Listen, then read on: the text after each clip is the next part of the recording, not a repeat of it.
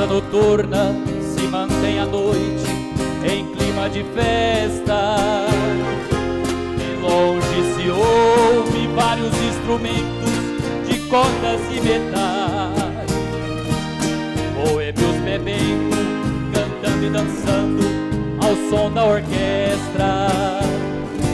Um som estridente que lhe deu o nome de som de cristal. A casa noturna, boate falada, lugar de má fama, com as portas abertas durante a noite, entra quem quiser. Porém nessa noite, sem que eu esperasse, entrou uma dama. Fiquei abismado, porque se tratava da minha mulher. Ela se cansou de dormir sozinha esperando por mim, e nessa noite resolveu dar fim à sua longa e maldita espera. Ela não quis mais levar a vida de mulher honrada, se na verdade não adiantou nada ser mulher direita conforme ela era.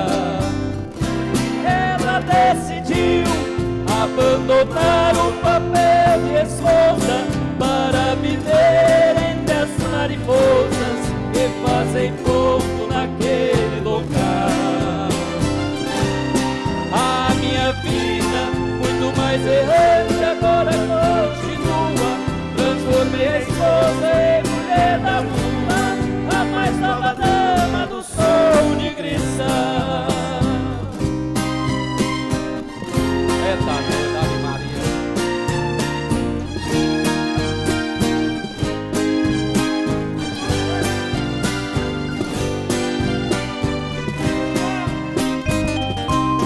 A casa noturna, boate falada, lugar de má fama, com as portas abertas durante a noite, entra quem quiser. Porém nesta noite, sem que eu esperasse, entrou uma dama. Fiquei abismado, porque se tratava da minha mulher.